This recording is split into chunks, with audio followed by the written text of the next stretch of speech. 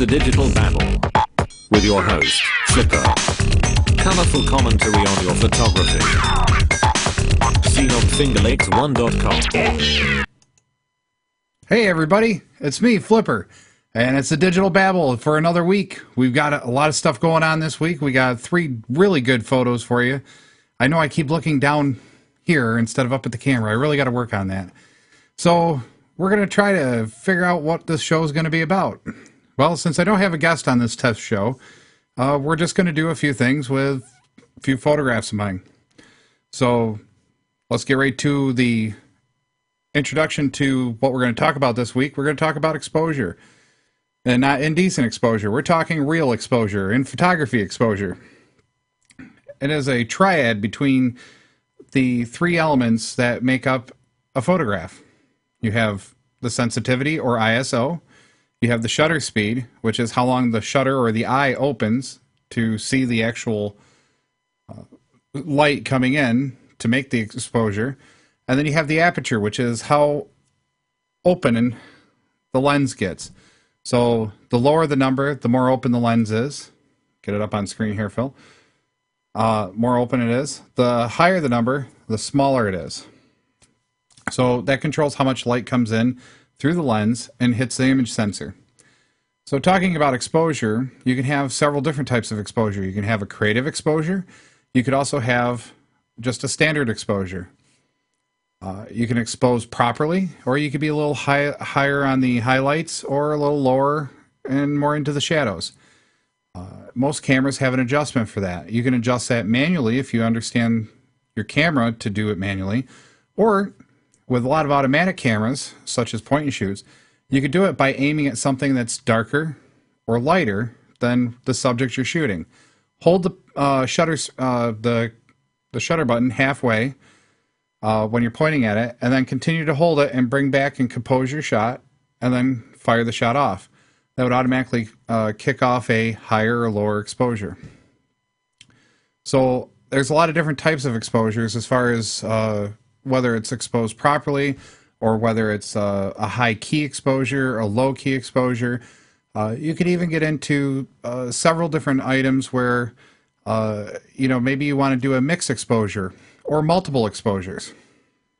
So like a mixed exposure would be something where you're exposing for one scene, but you're going to modify it with a bright light or several other lights that are just on continuous lights. So you're going to have what we would call a mixed exposure. So you're going to expose for one thing, but actually modify the exposure through external sources.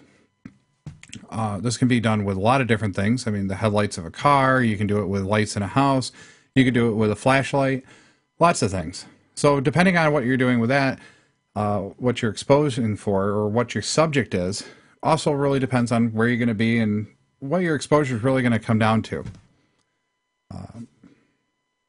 Getting back into some of the other stuff, like so you got a mixed exposure. You also have a creative exposure. Maybe you want to have a super sharp photo from front to back. You're going to want to have a really high aperture in order to get that depth of field to be as large as it is. So maybe if you have an SLR and you can set that to a high aperture, you're going to have to modify all your other settings, such as ISO and shutter, in order to get a good proper exposure to expose properly all the light in the scene. So that's kind of a creative exposure.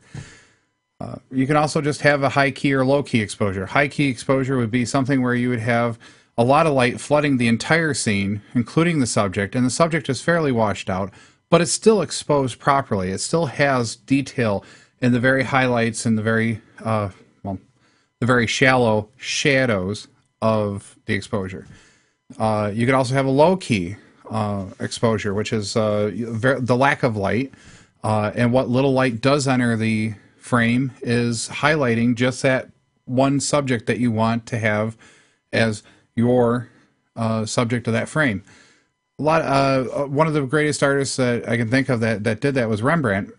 Very, very popular style where he would light a subject from a right 90-degree angle or fairly close to a 90-degree angle with a very soft light, and well, I hate to call it soft because it's really kind of a harsh light, but mostly it's because that's the only light you're being used. But it could be a soft light. And what happens is light comes into the frame, and then once it hits the subject, it falls off very quickly into darkness. So you got like light and then dark. So I can give you an example of that when I get the example. I don't have one on my computer right this second, but as soon as I get one, I can put it on there. And that's one of the really, one of my favorite ways to shoot is shooting like a Rembrandt style shot. So I'm going to switch the camera over so I can switch over to our guest. Today's guest is Mr. Chair, and Mr. Chair is going to say a few words here in just a second. So I'm going to turn this way. And how you doing, Mr. Chair? And Mr. Chair is going to talk back. I'm fine. Anyway, so this is where we could do like a guest interview. We could also do a conversation with an artist or another person and do the actual interview. And they would show up on the other screen that way. That is so funny. I'm so used to doing this backwards because the camera flips everything. So on the other screen would be the user or the guest that would be talking with us about different things. Maybe it might be somebody popular or maybe not, and they might just want to talk about what they do and why they like photography and share with you, the user, everything that they want to share. So hopefully that's going to be a good segment for our show. I really hope it's going to be a good segment. I hope I can get some responses. It's going to be a fun time, though, that's for sure. So once we get done with the guests, we might flip back and forth between maybe me and some photos. And I got to remember what camera I'm on. So that's going to be the practice point, is figuring out where I am and where the kitties are, because the kitties are going to get in the way very quickly. I can see that. Hi, Jakey. So, and since we don't have any visitors this time, one of our little skittish kitties, Mr. Jakey, who's over here left on camera, or right on camera, left on camera, but right on by me, is a very, very popular photo kitty because he loves to pose for the camera. So this scene would be a scene where maybe I have an illustration and I'm looking at it on screen, so you'll see me look down at my computer screen instead of up at you at the camera. And it's going to be where I can describe something that I want to describe. Maybe it's an illustration of a camera, maybe it's a picture of a camera, and I can walk you through what it is. And it's going to be a fun way to learn at the same time. I'm going to be learning a little bit too, because I sure don't know everything. But I'm always willing to learn and always willing to share my knowledge. So that's where you come in as the listener and watcher of the show, is if you want to get your photos on and get critiqued, and I keep it very constructive. I want everybody to have fun, and I just want to give you and share knowledge and help you with your photographs. So that's really the thing where this whole show is going to come into play. I think we're going to make it all one big happy family here. But it's going to be me, so send us your emails. Email us your questions. If you got a question about a photo, or, you got a photo and you want to say, hey, what would you like to do with this? Or what would you do with this? You can send an email to us at thedigitalbabble@gmail.com, and you will be able to send that in. If you want to send in your photos, send up to 3 photos in. Whether they're good, bad, or ugly, we're going to take them and we're going to see what we can do to make them better. So that's really where we're at with this whole show. And this is just a test show, so if you're viewing this, it's really not that great because I'm not really prepared. I'm just really testing out the cameras, getting used to looking up at my top of my screen at this camera and switching over to the other camera when we have a guest. And I'm going to now we're going to go into doing a critique.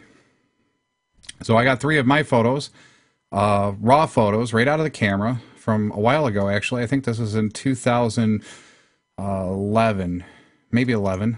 I can't remember. So this first photo is, I named it so it was funny at the time, but this was right out of the camera, and I called it Haulin' Finn. And this was such a fun shot. It was at the Burnett Park Zoo, and these penguins, it was like the March of the Penguins, and they were all marching across this little stone wall, and then all of a sudden these four guys, or 5 guys, hopped up on the edge, almost fell off, but then the one looked like he was laughing at the other one, and it just kind of looked like, something that you would see in the animal kingdom where, they got a little bit of a sense of humor per se. So this image is very nice. I like this image because there's a lot of contrast right out of the camera, no less. So it really gives the photo some aesthetics as being a black and white, even though it's not black and white. It's actually all in color, and you can tell by this mark right here, it's actually green. So some of the things that I would want to do with this photo, I think, is probably a couple of simple things. One, I want to see if I can bring the detail back in the necks here where the exposure is a little too high. So I'm going to put an E here, even though I can't draw with the mouse very good, so please bear with me. I think what I really want to do is maybe, just quick edits. I think I'm going to take and I'm going to try to crop right here. We're going to try to crop this out right here someplace to take this side penguin out, and we're going to make it a little bit tighter crop, and by bringing this one over here so there's a little less empty space over here. So we'll see what we can get there. The other thing I really want to do is really make the photo contrasty. I think this is, like I said, a very good photo, very good candidate for being black and white, high contrast black and white, and it really has a lot of aesthetics to the picture where it can be some fun. So why don't we go and we'll clear out our whiteboard here. Well, actually, we won't clear out the whiteboard. We'll actually just take it and we'll leave it the way it is, and we'll go into Photoshop and start messing with it. So here it is on Photoshop, right on my screen. And as you can see, here we are, and I got my mouse, and you can see everything I'm going to do. I'm going to come in here, and I'm going to fill the screen with a picture here so that we can get a good feel for what it looks like. So one of the things that we could do is come down to this little half moon circle pie thing down here, right here, if you can see my mouse moving. And that is actually our filters that we can do, our layer filters, where we can do some really neat stuff with a photo. So like first thing I'd like to do is I'd probably take and make it completely black and white. Get rid of this green over here. This green is just definitely something I probably wouldn't work with. And of course Jakey's getting up to the screen watching the mouse. He really looks like he wants to attack it. So we're going to put a black and white filter on. Now notice it's all black and white. It's already made it a touch more contrasty. But the problem here now is we've lost the ability to tell which color is which in this scene. So what we're going to do is we're going to take and just play with the sliders here a little bit and see what we get by changing the thing. If you can see, when we go higher with the red, the rocks get a little bit brighter. Now they get a little muddier. Now they're down to nice and contrasty. We can take the yellows and kind of play with that. Okay, so we play with the yellows and get it dark. We can see this green mark here just got really blotchy. So why don't we bring it up and try to blend that in? And look, watch, it's going to disappear here. Boop, we just blended it in with the rest of that penguin. Now it doesn't look so much like a big green splotch. Or a big gray splotch. So now what we got to do is figure out, do we want to play with the green color? Green color, if we make it darker, it's going to make that splotch more apparent. We make it a little lighter, it pretty much makes it disappear. So now what do we want to do? We want to play with the blues. Oh, the blues are where it's at. Look what happens to the blacks here. The cyan and the blues are really going to make this pop now. So we're going to try to find some more colors here to play with. We're going to try to get those blacks to pop nice. Still looks like that exposure. I'm not going to be able to recover that exposure in the neck, but being a high contrast black and white photo, it really does not look too bad this way. So we said we were going to crop it too, so we could always do that at the tail end. So let's get back down on our layers here. So I click back on layers, and I have this to auto roll up because I only have a limited amount of screen to show you this in, and I don't want to make it so small you can't read it. So these things are going to roll up and roll down. On your Photoshop, you can always make it so they stay open, or you can make it so that your interface is the way you like it. So let's see, where was I? We're going to try to do something with the exposure. Let's get some contrast here. Really easy way to do that is to take and do a curves adjustment and just take one of the presets. So here we are in adjustment curves, and we're going to do, I don't know, let's try just an either medium contrast or increased contrast. So I think I'm going to go with medium, see what it looks like. See, now that really makes it pop. The darks are dark, the lights are light, you know, things are looking pretty good. That green blotch is gone. You know, I almost like it just the way it is. So why don't we just take and we'll we'll go back to our layers. So you can see here we got two different layers. We got a curves adjustment and we got a black and white adjustment. The reason why I did the black and white adjustment first was to blend the colors without having them get out of control. And then the curves adjustment was so that I could actually then make the picture more contrasty without having to worry about which color I'm making more contrasty. So that's kind of where we're at with this photo, and I think it's come out pretty well. So what we can do is then pop this back into the other, that's why I'm not sure how we're going to do that. How would we get it back to the other image? I guess I'm going to have 3 images and 3 images, befores and afters. Okay, well, that's going to be fun. Now the question is how does that work? Oh, got one more thing I got to figure out before the show goes live next week, so stay tuned. So let's see if I can just save over it. So we'll go File, Save, and we'll call it a JPEG again, and it's image 1. So there's image 1. Boom, boom. Yep, replace it. Okay. Now, when I go back and I switch to image 1 and we go back and here's our edit, and I forgot to crop it. Notice I forgot to crop it because I said I was going to do this crop here and this crop here, just bring it in a little tighter, and I didn't do it. So let's go back into Photoshop and do that real quick. So here we are in Photoshop. We're going to get in here and we're going to get the crop tool out here, and we're going to put in our 4x6 or 6x4, 6 inches. Whoops.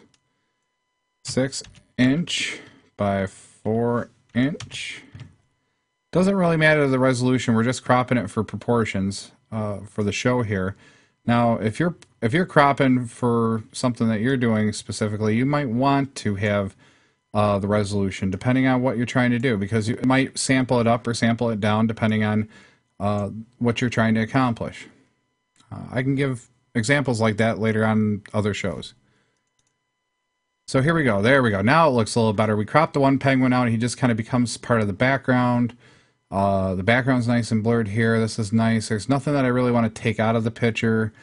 You know, doing the black and white thing, it almost gets rid of the bands, except for this guy's band here, which we could probably clone that out. So we can try that. So let's pop in here and we'll clone that baby out. So we're going to grab the clone stamp brush and we're going to take and we're going to sample an area on the original picture. Sorry about there. And then we're going to just kind of give it a once over here.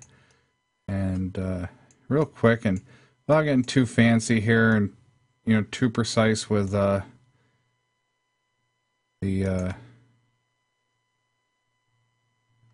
actual brush here.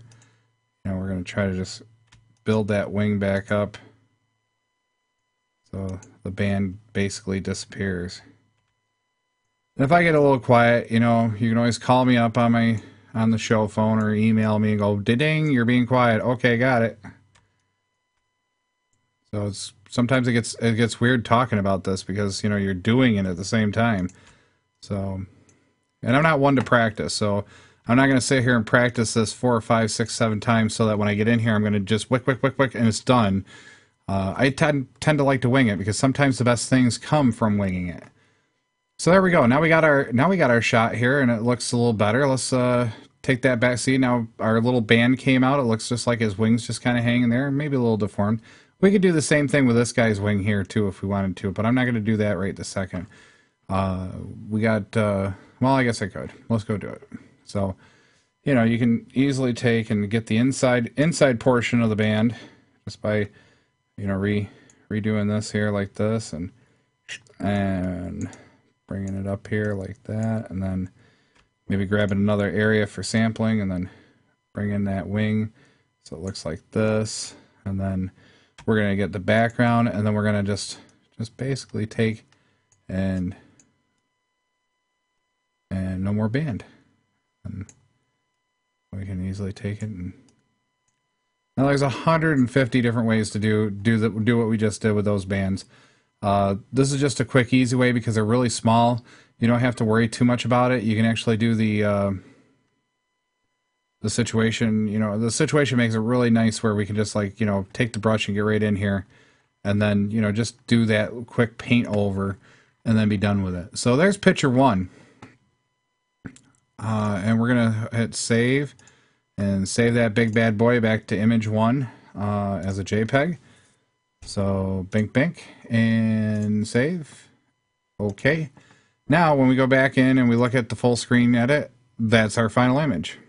So I probably should keep the original image here someplace and then have image 1 too. So I guess I'm going to have to do that. So what can I get rid of? I don't know what I can get rid of yet. I'll have to figure that out. Huh. Well, we'll get there. It's just going to take me a little while to figure it all out. No problem. We'll get there. I got a whole week. So, there's what we just did with that first image. I'm going to try to get a before and after shot somehow. So we'll hit image 1 before, image 1 after, image 2 before, image 2 after, so on and so forth, and see how we get. And then that illustration might be nice for a thing. Yeah, so I'll have to get it to that. So here we are. We're basically done with image 1. So now we're going to go back and, you know, maybe we'll go back to the host, and here I am. So I don't know what you thought about that, but that's basically a nice Photoshop technique to take out some different elements that you don't like in the penguins, the little armbands, or the armbands. Yo, we're in a gang, man. Whoa. But the wing bands that they put on for identification purposes, maybe that just, you know, you just don't like that. You just don't want that. And now you kind of make it as a little bit better piece of art. The other thing too is that green splotch. That was a nice technique, taking it in black and white, and then just kind of lightening whatever color it is. If it was a blue splotch, you could lighten the blues up until it matches whatever colors are around it. Or you can bring it down and make it all a medium gray and blend it in together. And that's the nice thing, is that once you get to black and white, the monochromeness can kind of blend it in.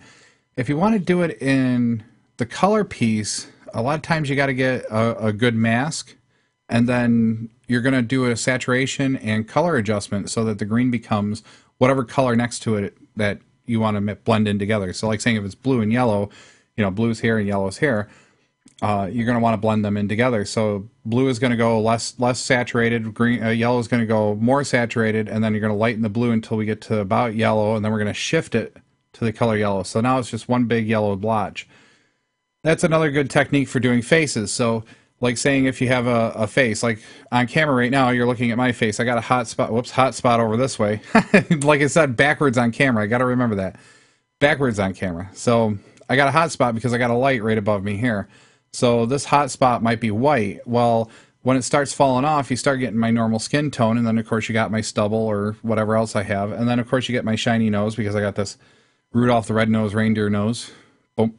And that's basically where it comes down to, okay, fine, maybe in the blotch area, I really got to get used to this. It's opposite. In the blotch area here, it might just be yellowish, but it's more reddish around here. What we can do is we can take the reds and shift them to the yellow, and then we can take the yellow and shift them a little more to the reds and blend them together so the face doesn't look so contrasty or blotchy. And that's a really neat technique that we could do sometime in Photoshop. It's really a fun technique, especially when you're doing a lot of portraits or something. You really want to bring out the best of the person. I'm more of a traditionalist. I don't like to do too many photo edits to make them look like dolls or unreal people. You know, Sports Illustrated can go right out the window with me as far as I'm concerned. I would rather see real people, real situations. I don't care for that whole, okay, they're really 110 pounds, but we're going to shrink them down to about 90. You know, and take away the hips and, you know, lengthen the legs and all sorts of stuff. I've seen some pretty weird stuff. I mean, somebody who you can't recognize the person in real public, but what you've seen of all their promotion shots, you know, some of these models, I mean, just like amazes me, you know, like they're not so big on the chest, or they're not so hairy, you know, they don't have such big hair, you know, they added layers and layers of hair. So let's go on to image 2 here of mine. Which one's up next? Oh, that's this is one I took in New York City when I was down there a while ago. I didn't have a tilt shift lens, so I couldn't really get the proportions right. But by being far enough away and taking it with a, I think it was a 50 millimeter lens, it kind of took the collision of the perspective lines of the building and didn't make it so obvious and didn't make it so heavy. where it looks like the building's falling over backwards or leaning towards you, or maybe it's bowing or something like that. So I see on screen here it's a little compressed. So here, this really doesn't look exactly like this, because on screen, it's actually a bunch of, I forget what they're called, but they're like windows, but they open for solar panels and junk. But on the video, it's going to look very, very, very silvery. On the actual print, it looks very grayish with some lines through it. So that's a big difference. But I'm not going to fix that here. What I think I'm going to fix is I really want to bring out the color of the sky. Color of the sky should be a lot bluer. It's too gray. It was taken too far away. It was a muggy day that day. It was really gray. So we're going to try to get some blue back into the sky. The other thing is I think I'm going to saturate the buildings here, because this is so white. This building, this big building is so silver and white. It offsets everything way too much. But a little color here with these buildings might actually offset the picture a little bit and make it look nicer. I don't see too many elements in the picture that I think that I want to remove. So I really think this is just going to be an exposure. I don't even think I want to recrop it. I think it's fine just the way it is. I mean, this building falls on 1/3 of the page. These buildings fall in the bottom left third. And then we got a lot of empty space up here in the top right third. So it kind of leads the eye right around back to the empty space. I do like the leading line here from the bottom corner, going up the pathway and right into the building. That leads your line, it leads your eye in and goes right into the building, so you can start looking at it. So I really think that's going to work out nice here. So why don't we pop out here and we'll get back into Photoshop here. And here's the building in Photoshop. So we're going to get to play here. I think we're going to just do a little bit of exposure and a little bit of color and everything else. So why don't we get a little bit more contrast just to bring some of those colors out a little bit. So let's increase the contrast just a touch. All right, and one of the neat things about Photoshop is that these adjustment layers don't cost a lot in document size. So you can make all these adjustment layers and you're only affecting this one layer. And it doesn't add copy after copy after copy of a layer, so the pixels don't exist. So you can do like 100 of these layers, and it would be 1,000 times smaller than if you made a copy of each layer and then made your adjustments via the menu up top here. So that's the nice thing about adjustment layers. Very low cost, and they're always adjustable after the fact. So saying you just don't like this, okay, well, geez, I really don't like how contrasty you got. Well, you can come back in here and play with the curve a little bit here. As you can see, I'm readjusting it. This is really ultra contrasty here. Bringing it back up here. Okay, it's ultra washed out. I think I'm just going to bring it in somewhere right around here. I mean, it almost pops the colors the way I wanted it. It really separates the background from the buildings. This is a little dark down this way. So what we can do, which is really neat too, another good feature of Photoshop is masks, which is this little white area that's next to it. You click in there, and now what we can do is we can use paint brushes, and we'll resize this paintbrush, bring it up nice and big, make sure it's soft. So we're going to do 200 pixel paintbrush, and we're going to do the color black, so we mask out the actual adjustment. So maybe we just don't like how dark this got down here, so we're going to gently paint over this down here, and then maybe we're going to bring it all the way out to the end here, and then not back down here, so we can get a little bit more details on the bottom here and the rocks. I can see I got a little bit of a halo starting down there, so why don't we take the white and then we'll just edge it off real quick. A lot of times, a lot of Photoshoppers are like, you don't paint, you should always mask things out first and draw your masks and get that done. I'm not always so much that. I tend to paint a little bit more because it's like painting. It's more like you're actually getting into it as an artist. So not saying the other way's wrong. I do a lot of that too, but this way's just kind of a little more fun for me, especially considering that I've got a tablet so I can draw like a paintbrush on it, and it makes me feel a little more special, I guess. We're going to do another adjustment layer here. We're going to take and do a hue and saturation. We're going to try to pop those blues. The standard hue hue and saturation adjustment here is really an interesting beast here. You got what you want to adjust, which is this drop down here. Whether you want to do the master, which is every color, or if you just want to go after the blues, okay. And then down here in the rainbow, it shows you what you're going to adjust. So it starts around purple and goes to about cyan, and that's the core of it. And then this is your soft adjustment, so it'll blend it nice. So let's see if we can't get some of those blues to pop a little bit. So let's get a little saturation in here and see what the picture does for us. And as you can see, the buildings are starting to pop in the blue colors, but the other buildings aren't doing so hot the way not exactly the way I wanted it. So I guess it's not blue. Blue is not the color for... Blue is definitely not the color here. So why don't we try cyans, because that might be a shift more towards yellow, because it's kind of a grayish color. So let's give it a little bit more. And you'll learn very quickly that I'm partially colorblind, because I don't see colors like everybody else does, evidently, because I generalize colors, really. Like, you know, this is blue, and this is red, and this is green. I really don't see the cyan, and I don't distinguish it. And some people will say that's because I never got into art, I didn't do a lot of drawing. I think it's just more the way I see the world. The world's very black and white to me, you know, and RG and B to me. Well, that's a mix of red and green. What does that mean? I don't know. And I think that's probably one of the downsides to me, because I can't really distinguish. Well, am I working in cyan or am I working in blue? So let's see if we can't do something here. Let's try magenta. See if we can get something to pop here with that sky. No, it's definitely blue and cyan. So let's see if we can't isolate this and do something fun here. So we're going to do cyan, and we're going to pop it probably about 20% higher. And then we're going to do blues, and we're going to do those 20% higher.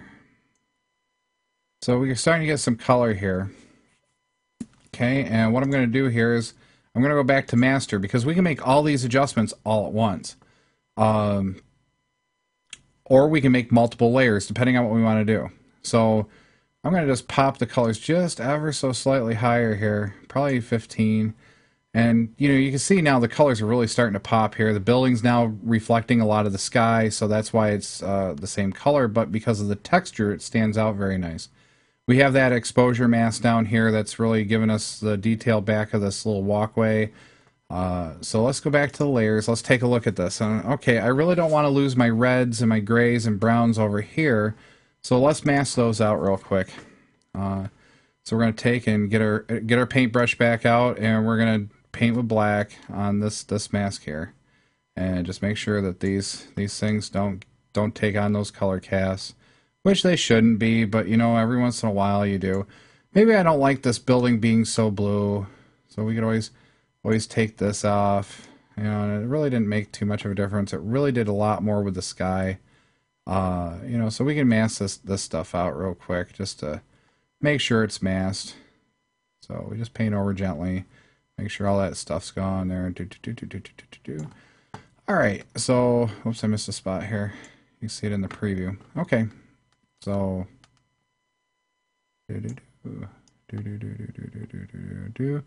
so here we are. So now let's do another adjustment. We're going to do another hue and saturation. You can do vibrance too, that's kind of fun. But now we're going to just take and we're going to pop the master up until we get some things that we really want popping to pop. So these red buildings now and the brown buildings are now popping right off the screen. I love it. See, so I really like the way that works. So we're almost up to 40, plus 40. I don't know if this is really a percentile. I think it is, because it goes to 100. So I'm going to call it a percentile. So we're going to be like 38% higher. Now, depending on what we want to do, if we want to lighten or darken it. So I might want to darken this just a touch, just to really make those things pop and shine. Probably about a -5%. And then, you know, maybe if you got a color shift, if you want to color shift something one way or the other, maybe you want to make the buildings a little more one way or the other.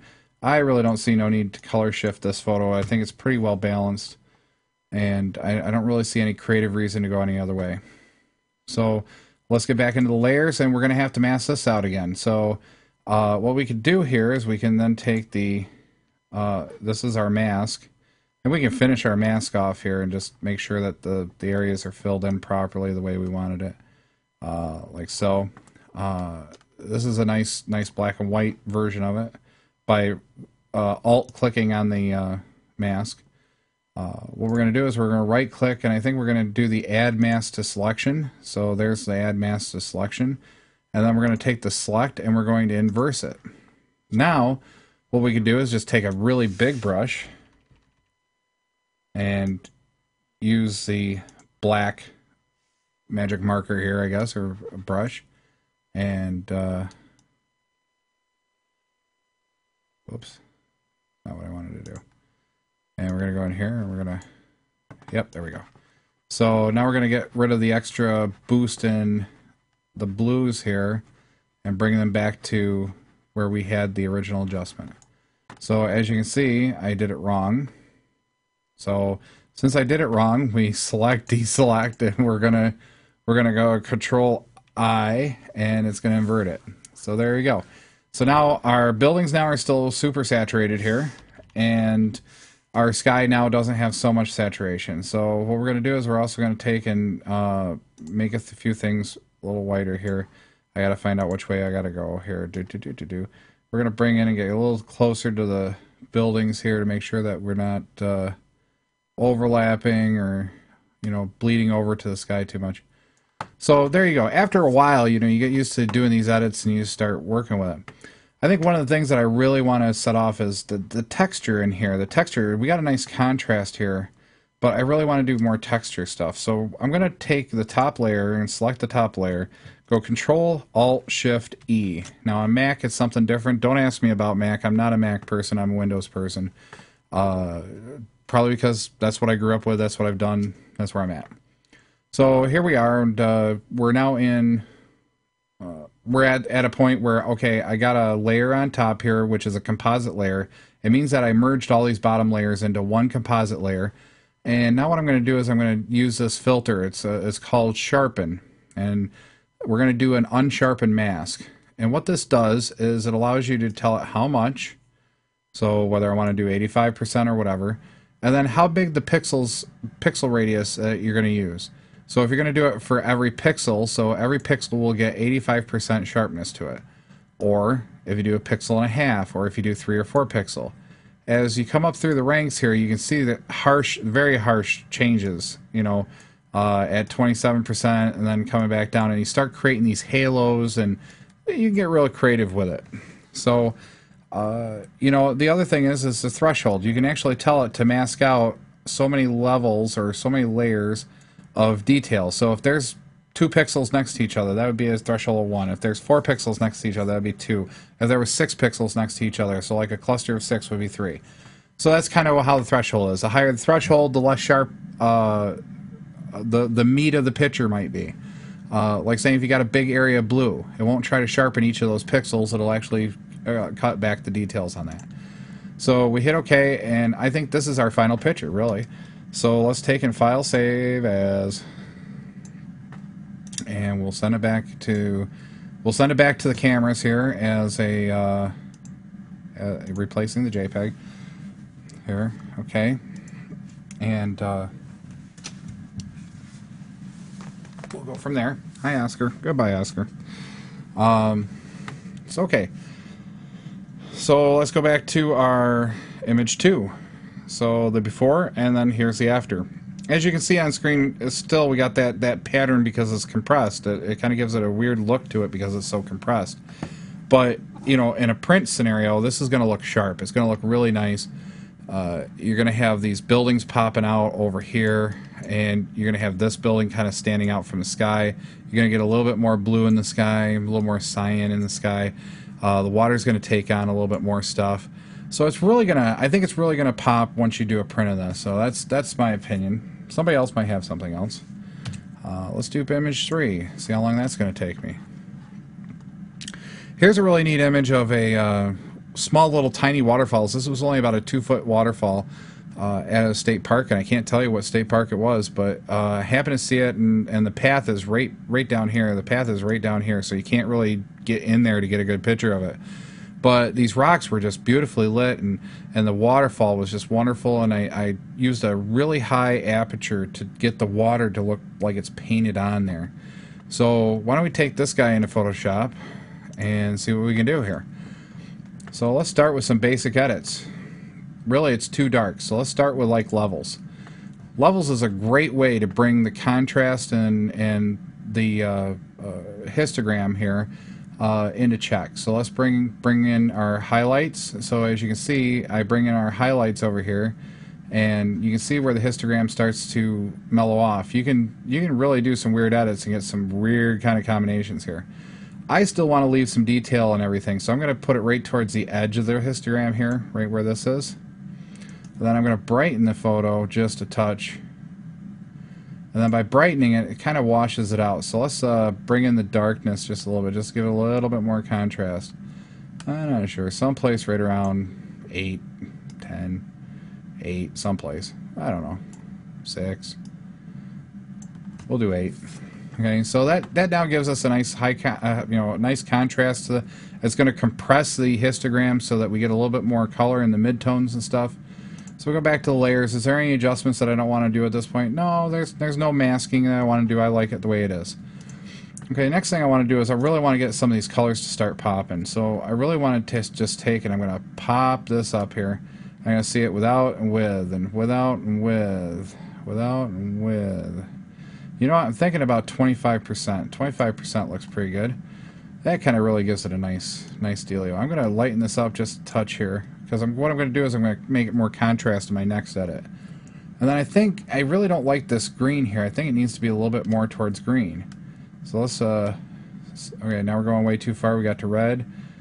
Come back to green here. A little bit of brown, but mostly green. So there we go. Now we got green here. We got a nice white waterfall here. Nice painted on waterfall. Got our browns up here for where the browns and greens where it's reflecting the leaves and the trees and stuff. There's some algae over here. That's starting to look pretty nice. So let's take and do one more adjustment. We're going to get some contrast in here. So let's do some contrast. We can do just some. Why don't we do increase contrast? See what it does. Wow, that's heavy contrast. That's a lot. Whew. I don't know if I like that. So let's go back. There's a real neat technique where you can actually take these layers, these adjustment layers, and you can take the opacity, I can't pronounce that, and adjust that ever so slightly. And if you notice, if I let it catch up, the more opaque it is, the more contrasty it is. The less opaque it is, the less contrasty. So I can actually dial in the contrast that I want for this layer by using that high contrast and then changing the opacity. So I'm thinking right about there. So what we can do is we can kind of come back here and do the show or hide layer and see what it looks like. So I don't know, that looks about right. That looks pretty good. Alright, so that gave us a nice contrast. Now we got that. I'm still not feeling the love yet. I'm still thinking there's something I got to do with this, and I really think it's got to be yet another levels adjustment. Maybe just bring it back down and make it a little darker. Yeah, and really make that waterfall shine. Maybe make it a little more contrasty, not too much. Bring out that waterfall just a touch, make it a little whiter. Don't want to overexpose it and lose the detail, but at least make it a little whiter. Oh, it looks pretty nice. I think that looks pretty good. Now we can zoom in and check out stuff, see how the details are. Maybe there's something you don't want in there. You can always go back on the background layer and take and do the clone brush thing. Or spot healing is a neat one too. You can take a spot healing brush. Maybe we don't like this little pine cone here. We just mask it out, and then I'll take the image around it and try it. Maybe this guy too. And this is a great way to fix some things. It doesn't always fix everything, but it does do a lot of neat stuff for I don't know what you want to call this, digital noise, where something that just needs to be out of the picture, you can just kind of mask it out and go. Maybe you don't like these leaves over here because they really detract from the picture. Okay, well, let's make them go bye-bye. Bye-bye. Bye-bye. But that's the quick and easy way, too. Now you can get more into the pixel pushing and doing all that stuff. I'm not too keen on that, but you can if you like. So let's take and save this picture as well. And we'll save it back to a JPEG. So it updates on my screen. And we hit save. And yes, I want to replace it. And yes, I want the full. And let's go back and take a big look at it here. And that looks a lot better, I think. But if you don't think, you can always email me at thedigitalbabble@gmail.com and check it out there. So thank you for watching. If you did watch the show, I mean, it wasn't really a good show because I'm just babbling on. That's why it's called The Digital Babble, is because that's all I'm going to do is I'm going to babble on. I'm going to have guests. We're going to talk about products. Hopefully I'm going to be able to get some test products and do reviews for you. Show you some cameras up on screen. If I can't do them in real life, like have the camera here and doing it, I might be able to get some sample photos and some diagrams of the actual cameras, and I can show you maybe where some of the stuff is and be like, hey, this is why I like this idea of this camera, why this is here or there. And then don't forget to go check out the Digital Babble. So www. What is the website address going to be? The website I think is going to be The Digital Babble. So tdbny.com, and that's going to be the new website right on fingerlakes1.com and right off of fingerlakes1.com. And you know, big shout out to the Fry Guy. You know, hey Jim and Jess, thank you for getting everything together, and hopefully this show is going to be a big hit. I hope everybody's going to enjoy it. I really hope if you're a photographer out there and you want to come down and hang out with me at my home studio and do this on a Wednesday night, you're more than welcome to contact me, you know, thedigitalbabble@gmail.com, and you can come on. If you got show ideas or if you just want me to review your photos, again, that's going to make the show. So we really need people to send in their photos and say, hey, listen, what would you do to this? Or what do you like it? Do you not like it? What would you change? How would you change the shot? Send in those pictures, because that's really going to make the show, and that's going to be the fuel to do this. I mean, I can do my photos all day long, but you know, it's going to get boring after a while if it's just me talking. You know, we got to get guests. We're going to get guests. Really hoping the Seneca County Arts Council will come on. Some of their great artists that they have down there. Maybe come on the show and talk about why different pictures work and why they didn't. Maybe I can put a little slideshow together so people can see it. And I really think that's going to make the show too. So I really hope you enjoyed this edition of Testing the Digital Babble here with me, Flipper. And I hope you tune in every Wednesday night at 7 p.m. For a half hour to 45-minute show about photography. So we'll catch you on the flip side. See ya. A Flipside Studio production. It's the Digital Babble. Tune in every Wednesday at 7 p.m. on fingerlakes1.com. Check us out on Facebook and Twitter.